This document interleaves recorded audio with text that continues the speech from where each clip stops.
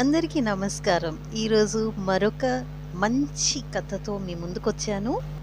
కథ పేరు 'నిర్ణయం' బై సాయి గౌతమ్. మంచి విలువలతో కూడుకున్న ఈ కథని వినేద్దామా మరి? చిన్ని, నాన్న ఇంటికొచ్చేశారే. బాగానే ఉన్నారు. నువ్వేం కంగారు పడకు. సెలవు చూసుకొని ఒకరోజు మీ ఆయనతో కలిసి రా. సుగుణ పిన్ని ఫోన్లో చెప్తున్న మాట వింటూనే నేను గాలిలో తేలిపోయాను. నిజంగానా? ఏది ఒకసారి ఫోన్ ఇవ్వు, మాట్లాడతాను ఆతృతగా అడిగాను. ఇప్పుడే టాబ్లెట్ వేసుకుని పడుకున్నారు. బాగా అలసిపోయారే, లేచాక చేయిస్తాలే అని ఫోన్ పెట్టేసింది.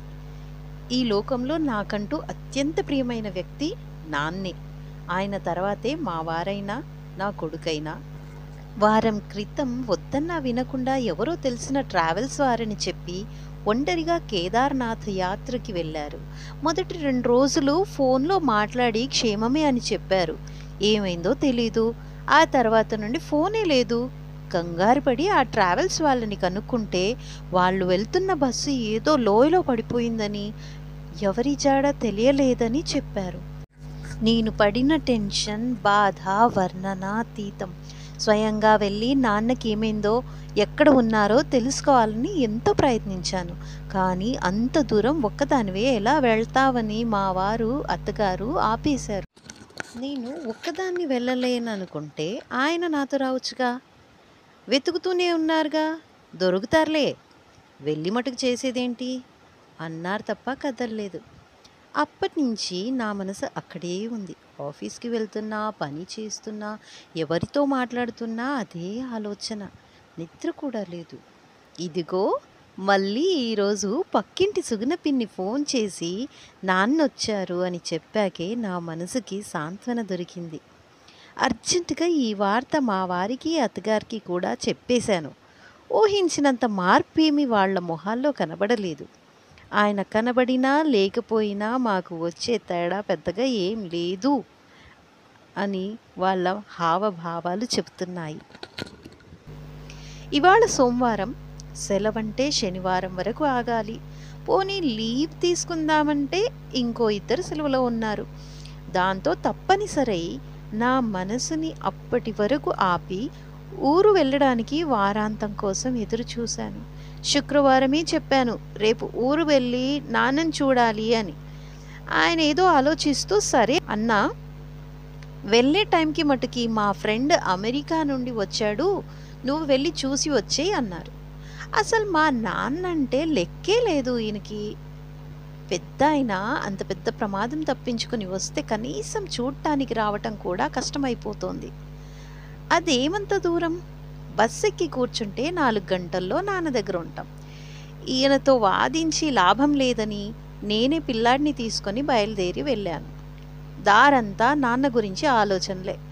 అమ్మ లేకపోయినా ఎంతో చక్కగా ఇంటిని, నన్ను చూసుకున్నారు.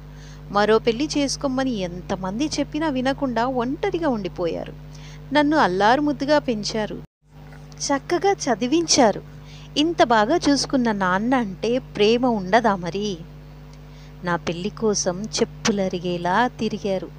తెలిసిన వాళ్ళ సంబంధమని తెచ్చి పెళ్లి చేశారు. పెళ్లి ఖర్చులకి ఇల్లు తాకట్టు పెట్టమని, అమ్మేయమని అందరూ సలహాలు ఇచ్చారు. కానీ ఆ ఇంటిని ముట్టుకునేదే లేదని చెప్పేశారు నాన్న. అమ్మ నాన్న ఎన్నో రాత్రుళ్ళు తిండి కూడా తినకుండా కష్టాల కోర్చి ఒక్కో ఇటుక పేర్చి కట్టిన ఇల్లు అది. దాన్నెప్పుడూ నాన్న ఇల్లా చూడలేదు. అది తన 6వ ప్రాణం అని అనుకునేవారు. అమ్మ గాజుల చప్పుడు, పట్టీల అలికిడి ఇంకా ఆ ఇంట్లో ఆయనకి వినిపిస్తూనే ఉంటాయి. అందుకే పెళ్ళికి ఓ పాత స్థలం అమ్మేశారు. అది అలాగే ఉంచితే ఫ్యూచర్లో మంచి ధర వస్తుందని తెలిసినా కూడా. ఇంటికి వెళ్ళేసరికి 1 గంట అయ్యింది. గేట్ తీస్తూనే పరిగెత్తుకుని వెళ్ళి గబాల్న నాన్నని పట్టుకుని ఏడ్చేశాను. నాకు ఫోన్లో చెప్పలేదు కానీ చేతికి కాలికి దెబ్బలు బాగానే తగిలాయి. కట్లు కట్టారు. ఊరుకో తల్లి, బాగానే ఉన్నా కదా అని సముదాయించారు. కానీ ఆయనకి నన్ను చూస్తే ఏడుపు వచ్చేస్తోంది. ఇంకెప్పుడు ఒక్కరి వెళ్ళకండి నాన్న, నాకు చాలా కంగారుగా ఉంటుంది. పిచ్చి తల్లి, పోవాలని రాసిపెట్టి ఉంటే ఎవరూ ఆపలేరు అని వేదాంతం చెప్తున్నారు. మా 2 ఏళ్ల అబ్బాయికి ఏం అర్థం కాక బిక్కుబిక్కుమంటూ చూస్తున్నాడు. ఆ పూట సుగుణపిన్ని పంపించిన కూర, పులుసు కలుపుకొని అన్నం తిన్నాక మా బాబుని పడుకోబెట్టి వాలు కుర్చీలో నాన్న కూర్చుంటే నేను నేల మీద కూర్చుని ఆయన ఒళ్ళో తల పెట్టుకున్నాను. అదెప్పటినుంచో నాకు అలవాటు. అవును నాన్న, అసలేమైంది? బస్సు లోయలో పడిపోయిందా? నెమ్మదిగా అడిగాను. అవునమ్మా, నాతో పాటు ఓ 20 మంది ఉన్నారు ఆ బస్సులో. హరిద్వార్లో బాగానే మొదలైంది, కానీ మధ్యలోనే ఈ ప్రమాదం. లోయలో పడ్డ మాకు ఏమీ అర్థం కాలేదు. కొంతమంది ఆ దెబ్బలకి అక్కడే ప్రాణం విడిచారు. నా పరిస్థితి అదేననిపించి ఆశలన్నీ వదిలేసుకున్నా. సరిగ్గా అప్పుడే ఒక చేయి నాకు ఆసరా ఇచ్చి పైకి లాగింది. తర్వాత ఏమైందో తెలియదు. కళ్ళు తెరిచి చూస్తే హాస్పిటల్లో ఉన్నాను. మాతో పాటు వచ్చిన ఒక అబ్బాయి నన్ను కాపాడాడు అని ఎవరో చెప్పారు, కానీ కృతజ్ఞతలు చెప్పుకోవడానికి అతని గురించి ఏమీ తెలియదు. స్పృహ తప్పే ముందు అతని చేతి మీద చూసిన శివుడి పచ్చబొట్టు తప్ప. ఆ శివుడే నన్ను కాపాడాడు అని ఆ క్షణం నాకు తోచింది అంటూ ఆయన అనుభవం చెప్తుంటే ఒళ్ళు గగ్గురు పొడిచింది. నాన్న అంత పెద్ద ప్రమాదాన్ని తప్పించుకొని రావటం నిజంగా దేవుడి వరం. ఆ శివుడికి శతకోటి ప్రణామాలు చేసుకున్నా. ఆ రోజు ఉండి మర్నాడు సాయంత్రం బస్సెక్కి ఇంటికి తిరిగి వచ్చేశాను. మళ్ళీ యథావిధిగా పనులన్నీ అయిపోతున్నాయి. ఈ హడావుడిలో నాన్నకి ఫోన్ చేయడం కూడా కుదరట్లేదు. 2 నెలలు పోయాక ఒకరోజు నాన్న ఫోన్ చేశారు. అమలు, ఓసారి ఇంటికి వస్తావా ఈ ఆదివారం? కొంచెం మాట్లాడాలి అన్నారు. నాన్న ఊరికే రమ్మనరు. పైగా కాస్త ఉదాసీనంగా వినపడింది ఆయన మాట. వస్తాను అని చెప్పి పెట్టేశాను. ఈసారైనా నాన్నని పలకరించడానికి రమ్మని ఆయన్ని అడిగాను. వారమంతా కష్టపడితే దొరికేదే ఒక్క ఆదివారం. ఆ రోజు కూడా ఇలా ఊర్లో తిరగలేను, నువ్వు వెళ్ళిరా అని చెప్పేశారు. అవును, ఫ్రెండ్స్తో తిరగడానికి ఎక్కడి నుండైనా ఓపిక వచ్చేస్తుంది. ఓ ముసలాయన్ని చూడాలంటే ఆ శక్తి ఎవరిస్తారు పాపం? అడగడం వేస్ట్ అని నేనే బయలుదేరి వెళ్ళాను. ఈసారి ఇల్లు, నాన్న కళ్ళు కాస్త ప్రకాశవంతంగా కనిపిస్తున్నాయి. నాన్నే కాకుండా మరో అబ్బాయి కూడా ఉన్నాడు. 25 ఏళ్ళుంటాయి. ఎవరిని అడగకముందే నాన్న చెప్పేశారు. అమలు, నేను చెప్పలేదా నన్ను ప్రమాదం నుండి కాపాడాడు అని? అది ఈ అబ్బాయే. మొన్న చెకప్ కోసం సిటీకి వెళ్తే హాస్పిటల్లో కనిపించాడు. తనే గుర్తుపట్టి చెప్పాడు. ఆ చేతి మీద పచ్చబొట్టు చూసి మళ్ళీ ఆ శివుడే ఇద్దరినీ కలిపాడు అనిపించింది. నాన్న కళ్ళల్లో వెలుగు. నేను ఆ అబ్బాయిని పలకరించాను. పేరు శివరామట. బాగా పేద కుటుంబం. చదువుకున్నా సరైన పని దొరక్క ఓ ముసలాయనకి కేర్ టేకర్గా ఉంటున్నాడు. ఆయనతో పాటు కేదార్నాథ్ వెళ్ళినప్పుడే నాన్నని కాపాడాడు. పాపం ఆ ముసలాయన చనిపోయారట. ఇక అక్కడ కూడా పని లేకపోయింది. నేను అతన్ని గమనిస్తున్నా. ఆ కళ్ళల్లో నిజాయితీ, బాధ్యతలు, భవిష్యత్తు గురించి భయం కొట్టొచ్చినట్టు కనిపిస్తున్నాయి. ఊరిలో ఉన్న తల్లికి చెల్లికి నెల నెల డబ్బులు ఎలా పంపాలో అన్న దిగులేమో అనిపించింది. ఇది ఇలా ఉండగా నాన్న ఆ రాత్రే తన నిర్ణయం నాతో చెప్పారు. అమ్మలు, ఇంటిని అమ్మేయాలనుకుంటున్నా. ఆ వార్త ఒక పిడుగులా నా చెవిన పడింది. ఏంటి నాన్న మీరంటున్నది? ఇల్లు అమ్మేస్తారా? ఇప్పుడు అంత కష్టమేమొచ్చింది? నెల నెల పెన్షన్ వస్తూనే ఉంది కదా. తెలియకుండానే నా నోటి నుండి ఆ మాటలు వచ్చేశాయి. నా కోసం కాదమ్మా, శివరాం కోసం. ఇవాళ నేను ఇలా కూర్చుని మాట్లాడుతున్నానంటే దానికి కారణం అతనేగా.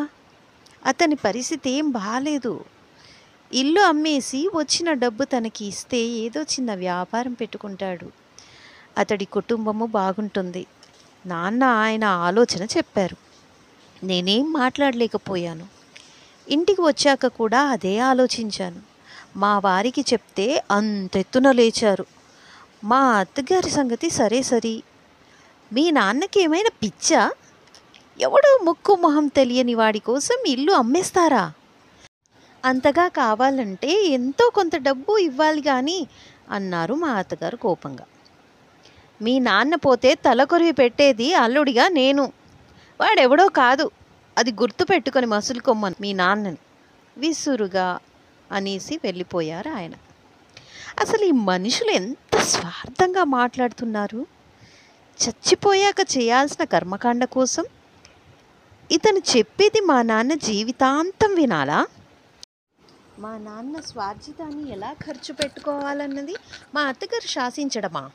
ఇదెక్కడ న్యాయం? నాన్న అంత ప్రమాదం నుండి బయటపడితే కనీసం చూడటానికి కూడా సుముఖత చూపని వీళ్ళు మా నాన్న ఆస్తి మీద మటుకు హక్కు చూపిస్తున్నారు. ఈ విషయంలో నాన్నతో నేను మా వాళ్ళ అభిప్రాయాలు చెప్పదలుచుకోలేదు. నేను సంపాదించిన దాని మీద మాత్రమే నాకు హక్కు ఉంటుంది. ఆ ఇల్లు ఆయన స్వార్జితం. ఆయన ఎలాగైనా ఖర్చు పెట్టుకోవచ్చు. ఇదే నా అభిప్రాయం.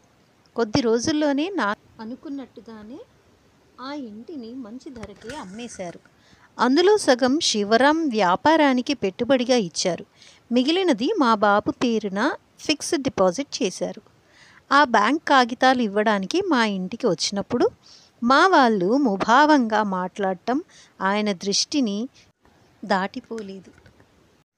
ఇంత చేసిన నాన్న ఆయనకంటూ ఏం ఉంచుకోలేదు. ఆ పెన్షన్ డబ్బులతోనే ఓల్డేజ్ హోమ్లో చేరిపోయారు. నాకు నాన్నని దగ్గరుండి చూసుకోవాలి అని అనిపించినా అటు నాన్న కానీ ఇటు మా వాళ్ళు కానీ అందుకు ఒప్పుకోలేదు. కానీ తరచూ నేను నాన్నని చూడటానికి బాబుని తీసుకుని వెళ్తుండేదాన్ని. తనకి అక్కడ ఏ లోటు లేదని నాతో చెప్పడం ఇప్పటికీ గుర్తే. అదే వయసున్న వాళ్ళు ఎందరితోనో ఆయన ఆప్యాయంగా కలిసిపోయి నవ్వుతూ ఉండటం నాకు ఎంతో సంతోషాన్ని ఇచ్చింది. శివరాం గురించి మటుకు లీలగానైనా చెప్పడం నాకు గుర్తులేదు. 5 ఏళ్ల తర్వాత ఒకరోజు నేను ఆఫీస్లో పని చేసుకుంటుండగా ఫోన్ వచ్చింది. మధ్యాహ్నం భోజనం అయ్యాక నడుం వాల్చిన నాన్న నిద్రలోనే పోయారని. వెంటనే అక్కడికి వెళ్ళాం. నాన్న చివరి క్షణం వరకు తృప్తిగా బ్రతికి ఏ అనారోగ్యం లేకుండా కన్ను మూయడం నాకు కాస్త మనశ్శాంతిని ఇచ్చింది. మా వారు కూడా మొండి చేయకుండా పాత సంగతులు మర్చి కర్మకాండలన్నీ జరిపించారు. ఇంత జరిగినా ఆ శివరాం జాడ లేదు. అతి మంచితనం ఇంత చెడ్డదా? ఇంట్లో వాళ్ళని కూడా కాదని ఆ అబ్బాయిని నమ్మి అంత డబ్బిస్తే కనీసం చూడటానికైనా రాలేదని అతడిని తిట్టుకున్నా. కాలం గిర్రున తిరిగింది.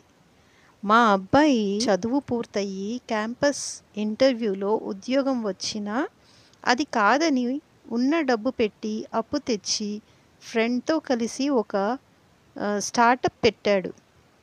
ఒక్కడే అబ్బాయి కావడంతో మేము కూడా కాదనలేకపోయాం. ఏదో చేయాలని ఆరాటమే కానీ మా వాడికి ఓపిక ఉండదు, బద్ధకం ఎక్కువ. అందుకే ఏడాదికే ఆ ఫ్రెండ్ మోసం చేసి ఉన్న వ్యాపారాన్ని మాయం చేశాడు. ఆ అప్పుల ఊబిలో నుండి బయటికి రావడానికి వాడు ఒక ఉద్యోగంలో చేరాడు. ఎంత చూసినా అప్పులు తీరడం తలకి మించిన భారమై కూర్చుంది. ఆ రోజు ఆదివారం అందరం ఇంట్లోనే ఉన్నాం. అప్పుడే మా ఇంటికి ఒక అతను వచ్చాడు. సాత్వికమైన ఆ రూపం ఎక్కడో చూసినట్టే అనిపించింది. అతను అనుమతి అడిగి లోపలికి వచ్చాడు. నమస్తే అండి, నా పేరు శివరాం. 20 ఏళ్ల క్రితం మీ నాన్నగారు నా వ్యాపారానికి ధన సహాయం చేశారు అని చెప్పడంతో జ్ఞాపకం వచ్చింది. నాన్న చనిపోయినప్పుడు రాలేదన్న విషయము గుర్తుంది. అయినా మర్యాద కొద్దీ కూర్చొని మాట్లాడాను. నన్ను ముందుగా మీరు క్షమించాలి. ఇన్నేళ్లలో ఒక్కసారి కూడా మీకు కనిపించకుండా హఠాత్తుగా ఈరోజు వచ్చినందుకు. మీ నాన్నగారు ఇచ్చిన డబ్బుతో నేను కుటుంబాన్ని తీసుకొని రాజస్థాన్ వెళ్ళిపోయాను. అక్కడే ఒక చిన్న హోటల్ పెట్టి బాగా నడిపించాను. 3 ఏళ్ల తర్వాత బాగా లాభాలు ఉన్న టైంలో అది అమ్మేసి యూరోప్ వలస వెళ్ళిపోయాం. అక్కడ దినదినాభివృద్ధి చెందుతూ మా వ్యాపారం పోయిన ఏడాదికి లాభాల్లో 100 కోట్ల మార్కును అందుకుంది. అది ఎంతో పెద్ద విజయం. అంతా మీ నాన్నగారి చలవే. మా హోటల్స్ అన్నింటికి ఆయన పేరే పెట్టుకున్నాం. ఇంత మేలు చేసిన వ్యక్తి చనిపోయినప్పుడు రాకపోవడానికి కారణం ఆయన తీసుకున్న మాటే. నాకు డబ్బులిచ్చి పంపేసినప్పుడు ఆయన నాతో అన్నారు, మళ్ళీ ఎప్పుడూ తిరిగి మా జీవితాల్లోకి రావద్దు బాబు. నువ్వు ఎదిగాక ఎప్పుడైనా వచ్చి కనిపించినా నువ్వు సంపాదించే దాని మీద మా వాళ్ళు ఆశపడే అవకాశం ఉంది. నువ్వు నా ప్రాణాలకి పెట్టిన భిక్షకు బదులుగా నా వంతు సాయం నేను చేశాను. మళ్ళీ దాని నుండి వచ్చే ఫలాన్ని నేను కానీ నా బిడ్డలు కానీ అందుకోవడానికి అర్హత లేదు. నువ్వు బాగుంటే అంతే చాలు అని. ఇది ఎంతో కఠినమైన నిర్ణయమే అయినా ఆయన పట్టుదల మేరకు సరేనన్నా. అందుకే ఇన్నాళ్ళు మీ దరిదాపుల్లోకి కూడా రాలేదు. అయినా మీరు ఎలా ఉన్నారని నిత్యం వాకబు చేస్తూనే ఉన్నాను. ఈ మధ్యే నాకు తెలిసింది మీ అబ్బాయి పెట్టిన వ్యాపారం నష్టాల్లోకి వెళ్ళి అప్పుల్లో ఉన్నారని. ఇప్పుడు కూడా మీకు సాయం చేయడానికి ముందుకు రాకపోతే నమ్మక ద్రోహమే అవుతుంది. నేను పెంచి పోషించిన ఈ వ్యాపార వృక్షంలో సగ భాగాన్ని దీనికి బీజం వేసిన మీ నాన్నగారి వారసురాలిగా మీకు ఇవ్వాలని నిర్ణయించుకున్నా అని చెప్పడం పూర్తి చేశారు. మా వారి కళ్ళల్లో ఆశ్చర్యం, మా అబ్బాయి మొహంలో ఆశ స్పష్టంగా కనిపించాయి. నేను అంటే చాలు అతను అదంతా నా పేరున రాస్తాడు. కానీ అలా దానికి ఒప్పుకుంటే ఇక నేను నాన్న కూతురిని ఎందుకవుతాను? మీ ఉదార స్వభావానికి కృతజ్ఞురాలిని. కానీ మీ ఆస్తిలో వాటా తీసుకోవడానికి నేను సిద్ధంగా లేను. నా నోటి నుండి యథాలాపంగా వచ్చిన ఆ మాటలకి మా వాళ్లతో పాటు శివరాం కూడా ఆశ్చర్యపోయారు. మా నాన్నగారు ఏదైతే జరగకూడదని మిమ్మల్ని మాకు దూరం ఉంచారో తెలిసాక కూడా నేను ఈ డబ్బుకి ఆశపడితే ఆయన సాయాన్ని, మంచితనాన్ని హీనం చేసినట్టే. అందుకే దయచేసి మీరు ఈ ప్రతిపాదనని వెనక్కి తీసుకోండి. ఇదే నా స్థానంలో మరొకరుంటే ఏం చేసేవారో నాకు తెలియదు. నాన్న నేర్పిన విలువల ఆధారంగానే నేను ఈ నిర్ణయం తీసుకున్నా. మా వారు అబ్బాయి ఎంతగానో చెప్పి చూశారు. కానీ నేను నా నిర్ణయం మార్చుకోలేదు.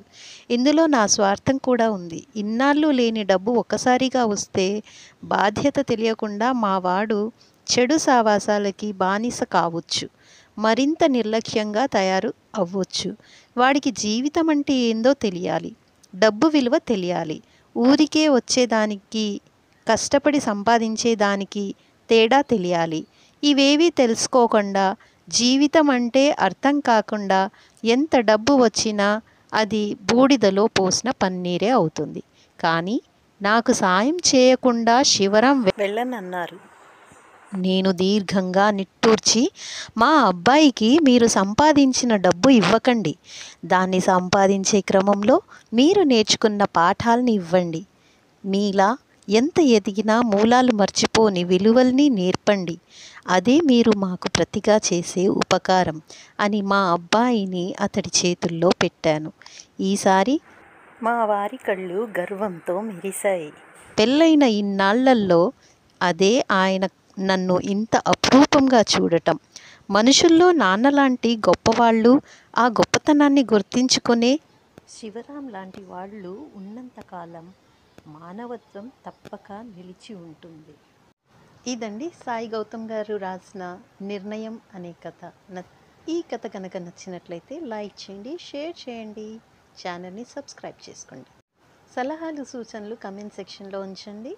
ఇలాంటి మంచి కథలతో మళ్ళీ వస్తాను. Thank you for watching.